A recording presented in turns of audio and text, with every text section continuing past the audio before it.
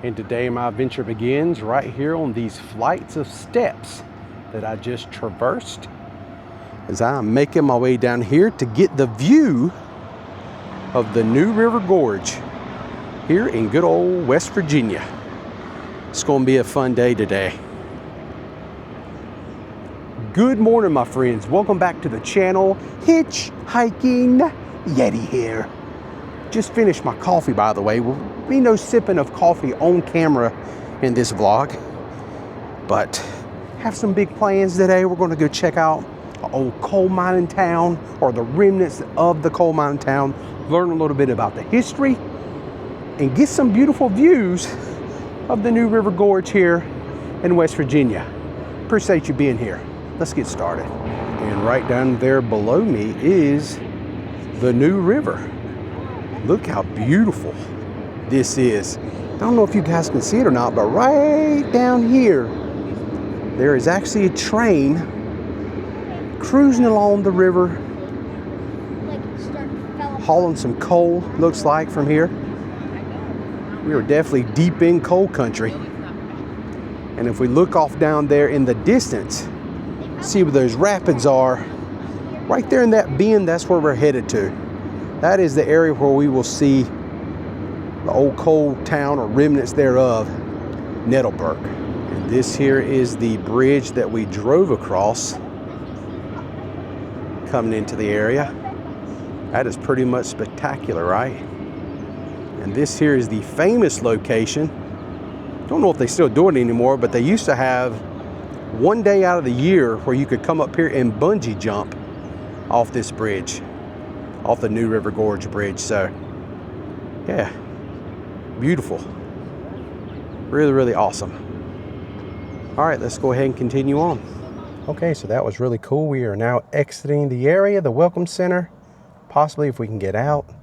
It is one lane right now due to construction, and hopefully right here we can get out and make our way on toward Nuttallburg. Yeah, we're going. So just to let you know, if you decide to come and visit the Nuttallburg mining camp, it's about 10 miles exactly from the new River Gorge Welcome Center. So just give you an idea, and this is what the road looks like at the moment. It's just a blacktop road, 2-lane blacktop road, and as the road change and the conditions change as we get down there, I will definitely document it and let you know what it looks like. Okay, so we are 6 miles in and everything is still paved at this time, and we're still seeing houses and stuff. This is not what I thought it was going to be, but nonetheless really cool. I didn't think there was going to be anything down here this close to the river. The road feels narrow, but it is a 2-lane road at the moment. Now here in this area, it looks like the road is now narrowed up, West Virginian style when you're in the mountains here. This is a common thing on these back roads. So you just got to be really careful and drive slow and take your time, just in case somebody's coming the opposite direction. And just as I say that, we're on a gravel road, so the pavement ended. So at this moment, it says 3.4 miles to go on our GPS to make it to the parking area.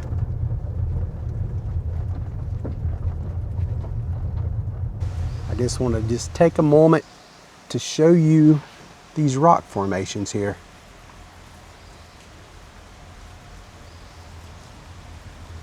How cool is that? This big overhang.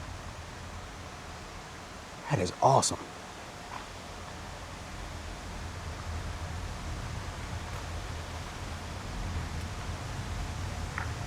Okay, so I've been driving down this road, made my way down to the railroad tracks now, and look at this old cabin up here on this hillside. And that cabin seems to be in pretty good shape. I think someone probably still uses that. It's not like abandoned or anything, but it is definitely how horror films will start. But right here along the railroad track, I want you to look at this structure right across the railroad here. That there is the old swinging bridge of Nuttallburg. The swinging bridge crossed over the New River and connected Nuttallburg with South Nuttall, where additional miner homes were located back in the day. Most sources indicate that this bridge was built around 1897, the same year that John Nuttall, who started the coal camp, died. It was constructed by the John A. Roebling Sons Company. That is the famous bridge builders that worked on the Brooklyn Bridge in New York City. I think that is pretty awesome. Okay, let's continue on now. Okay, so not far from the swinging bridge area is this bridge right here we're about to cross. And this is really interesting because this is called Short Creek. This is absolutely beautiful little location right here. Got that little brook waterfall here coming out of the rocks.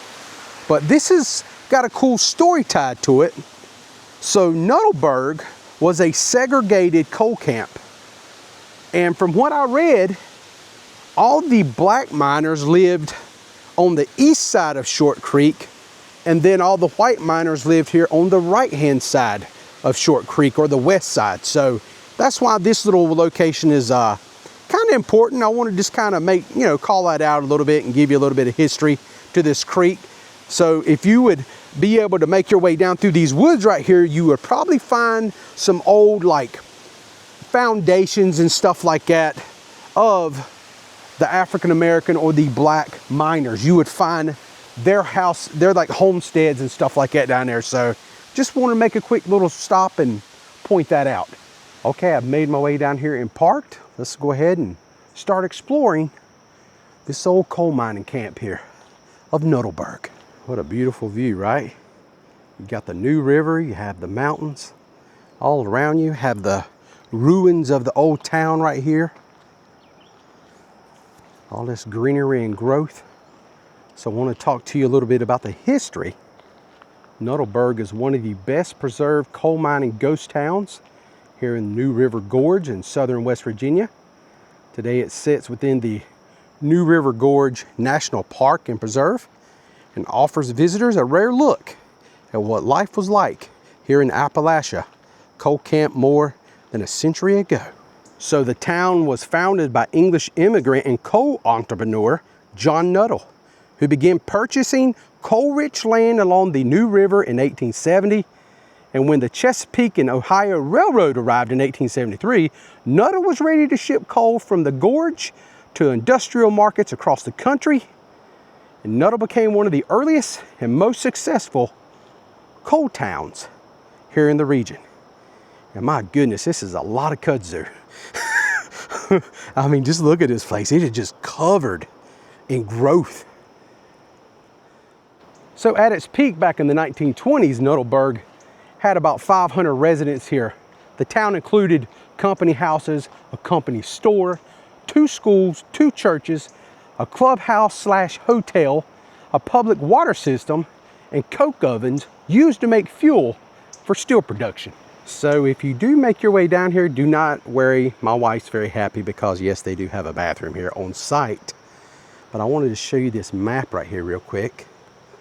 Right here is the old suspension bridge. This here is the piers that we seen when we first come in. Right here is Short Creek. This is the Taylor House. I guess that is the foundation of what we was looking at. It was all grown up in that kudzu.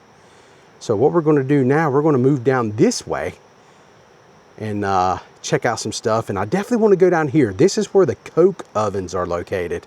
I want to go see them and the company store and anything else we can get to that's not too, buggy and ticky. Oh, that's cool. Right here is a picture of the Nuttallburg miners. That is pretty neat. And right here is the Nuttallburg family. And Henry Ford actually plays into this story. We're going to get into that momentarily. And this here is a good picture of John Nuttall himself. So like many West Virginia coal camps, the town was largely self-contained, with miners and their families relying on the coal company for housing, utilities, and services. African-American miners made up a significant portion of the workforce here in this community. One of the most surprising chapters in Nuttallburg's history involves Henry Ford. In 1919, Ford acquired control of the mine, to supply coal for his steelmaking operations. He modernized the site and built what was considered the world's largest incline tipple, which we're looking at right now. It was an innovative conveyor system that carried coal down these steep mountains to the railroad cars below.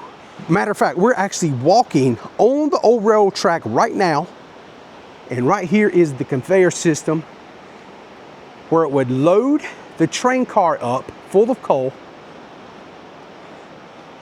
and make its way to wherever the site was he was headed to. And just check out this conveyor system. Look at it, how it goes up this mountainside there off into the distance. Now this time of year, I'm down here, you know, closer to summer, the summer months, so it's very green. It's hard to see just how tall that thing goes, but I think it's well over 1,000 feet up a mountain to the mountaintop where the actually mine was located. Yeah, I gotta say, this is so awesome. You can really see this conveyor. It hangs down a little bit further on this side where it used to load the coal into the train. Right here on these tracks, it actually had 2 tracks right here. And when you turn around, it's kind of eerie to see how these tracks just kind of fade into the woods. Okay, so we're right here at the tipple, so I'm going to walk over here next and go check out these coke ovens and see what's left of the company's store. So let's talk a little bit about the decline and eventually the abandonment of this old coal town. Ford sold his interest in 1928 as coal demand declined and the mine became depleted, production started slowing. The mine finally closed in 1958 and the residents gradually moved away. By the early 1960s, Nuttallburg had become a ghost town. Okay, so we have made our way down here, and this here is the famous coke ovens. Look at these pictures of the workers. And that gives you a good shot of what the train cars look like that hauled all the coal out. And then they got some stuff here about making coke. This here's what coke looked like, and this is what coal looked like. So this here is the coke ovens, or the remnants of what's left. These here are pretty crumbly, but I think there's going to be a few down here that's still in pretty decent shape. So if you're wondering exactly what coke is, at Nuttallburg, the coke ovens were used to turn coal into coke, a nearly pure form of carbon that burned hotter and cleaner than raw coal. Coke was essential fuel for iron furnaces and steel mills during the late 1800s and the 1900s. I was just sitting here just looking at this. Right there's the entrance to one of the ovens, but unfortunately, it looks to be pretty much filled in with like dirt. Okay, so we're gonna get up here and see if we can take a peek inside one of these coal ovens. And hopefully there's no boogeyman in there because that is dark. But yeah, look up in there. Check that out. How cool is that? Man, there's some real history. So that's what the inside of a coke oven looks like from 100 years ago. You gotta admit, we just looked inside of a coke oven. That was pretty cool. So let me tell you how the process works. So coal was mined from the mountain here above Nuttallburg. We seen the conveyor system, it brought it down the mountain. And it was transported to a row of these beehive-shaped coke ovens that we're looking at right now, all the way down through here. That's what we're looking at. Workers loaded coal into the ovens and burned it with very little oxygen. This cooked away the impurities such as gases and tar and sulfur. What remained when you're done burning it was called coke, a hard carbon-rich fuel ideal for steel production. So there you go. And there was about 80 ovens back in the day. And as you can see, a lot of them are still here. I don't know, I'm sure all of them are not still here, but a big chunk of them you can definitely see where they're just lined all the way down this pathway, all the way down through here. This is coke ovens. And at the end of these coke ovens should be the remnants of the store, the company store, and that's what we're headed to right now. Okay, I've probably walked at this point roughly 100 yards, give or take. Pretty good way. And look at these coke ovens here. They got bars on them. Yeah, these ovens, this is where the bad coal went. They locked them up. Let's walk up here and check this out. Yeah. And look how dark it is in there. You can't see nothing. Well, you can see a little bit. There's a little light in there, but not a whole lot. I would imagine somebody did that as a safety thing to keep people out of those. You know, because those are much bigger openings than the one that I showed you down there. You know how people are. We like to go into tight places, and these things, yeah, they're old, man. They could just cave in at any moment. But I thought that was cool. They put bars on them. Look kind of neat. Oh man, check this one out. Now that is cool. We can actually walk in. We're not going to totally walk in because I just said it could cave in. But let me just kind of squat down where you can see what it looks like in here. Up close and personal, if you will. Yeah. That is pretty neat. Kind of like an igloo. But you know, not made out of ice. But look at all that old black on the floor here. That's history, baby. That is pretty neat. Okay, so I completed my walk down the wall of coke ovens. And this right here is the remnants of the company store.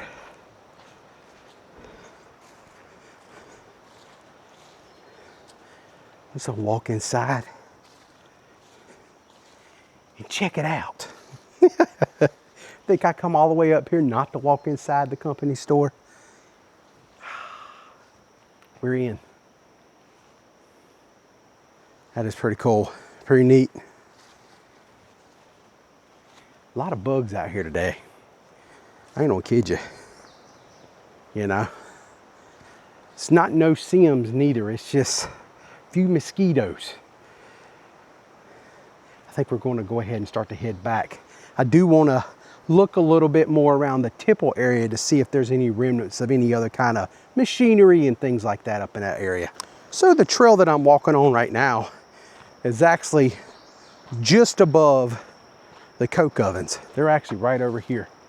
This is all the coke ovens. This is the trail that we was walking in on. I didn't even know this was up here, to be honest with you, but my wife's with me. She's pretty smart. She helps me out every now and then. She said, oh, we can go back this way and maybe we can see some other stuff up top that we didn't see down on the bottom. I said, that's a great idea. So that's what we're doing now. She's clearing the way, swatting the bugs for me. Okay, so I've made my way back to the conveyor area, and you get to see just how steep that conveyor is. Look at that thing. Holy moly, man, that is wild. Good gracious. Now there is a trail, if you feel brave enough, that you can walk up here to the top and see what it looks like. Me personally, this time of year, not going to happen. It's not going to happen. There's too many wildness, animals, bears, snakes, and it's a long walk. I mean, it's going to take some time. So this here is the tipple. We was like beneath this a while ago, and I wanted to show you some of this machinery over here that I don't really know what none of this stuff is, but it does look, it was a part of it, you know. So there might be some good people here online who knows what we're looking at, and they can kind of put in the comments down below what we're looking at. I mean, I know this much, that's a sprocket, and I would imagine this is some kind of like a belt system. Maybe it used to be connected to this thing, and this is part of what's like these paddles used to scrape the coal down the conveyor belt. Maybe that's just me kind of guesstimating, but yeah, this is so cool, man, just to see something like this and kind of preserved in its own rusted way. Look at this. Maybe this chain drive system here, maybe this is the actual, you know, quote unquote belt itself, and then those paddles that we just seen used to scrape, you know, keep everything moving down the way, make sure nothing got stuck. That's my best guess. Don't know if that's right or not, probably not, but Anywho, I did just want to show this. All right, my friends, I think that is going to pretty much wrap it up for today's adventure here at Nuttallburg West Virginia coal mining camp. This was a lot of fun. I really enjoyed my day today. It was quite a trek to get down here. Did not tell you earlier, but on our way down, right before we got down here to this area, it's a one-way road, and I was kind of nervous about like meeting somebody coming the opposite direction, like coming out of this place. And lo and behold, I go around the corner and there's a car sitting there in the middle of the road. I did not want to videotape any of them because they was having hard times at the moment, and they had a flat tire. There was a car in front of me, and then there was another person, that was a person with a flat tire. They actually ran over some kind of rock, and it punctured the side of their Ford Explorer tire. It was unreal. And I mean, that rock must have been sharp because it looked like somebody just took a knife and just jabbed it. But we had to wait, kind of support them a little bit, get that tire changed out, and then we could all get moving. But that took a little extra time, probably about 20-25 more minutes on my travels down here to the coal camp area. So this was a great day. I mean, it's always really fun to come to West Virginia and check out old coal mining towns, ghost towns like this, that there's just a remnants of, a lot of history tucked away right here in this area. So, and also very beautiful. The New River Gorge area in its own right is amazing. And maybe there's a possibility we might come back someday, because I noticed when we was at the bridge at the beginning of the vlog, you can actually buy a ticket that allows you to walk. You have to be like tied off to a harness system, but it allows you to walk across the bridge. And you stop every little bit, and you have a guide that tells you a little bit about the history of the bridge being built and stuff like that. But yeah, that would be a fun vlog, I think. I don't know, as I get older, I'm not scared of heights, but definitely heights definitely affect me a little bit more. If you've ever watched any of my fire tower videos, you know what I'm talking about. Even though the fire tower, you know, the ones I've been going up in the last couple of years are sketchy at best. This bridge here has, you know, it's built good. You know, I think I would be okay, and you're tied off, so you know you ain't gonna like fall. But we might do that in the future, who knows. But all that being said, I am back to the parking area now. Thank you so much for watching. As always, I appreciate all your support. Until next time, I'm the Hitchhiking Yeti, and I will see you in my next adventure. This was fun today. It was a good outing, and I got some more stuff I want to do later on. So definitely stay tuned if you like old coal towns of West Virginia type of vlogs. Yeah. Y'all stay safe, and I hope to see you all again soon. Is right down there is the river. The New River. I actually heard some people a while ago cruise down through there, and they was doing a little kayaking, maybe a little whitewater rafting, something. They was having a good time. They was making all kind of noises and hoop and holler sounds. Yeah.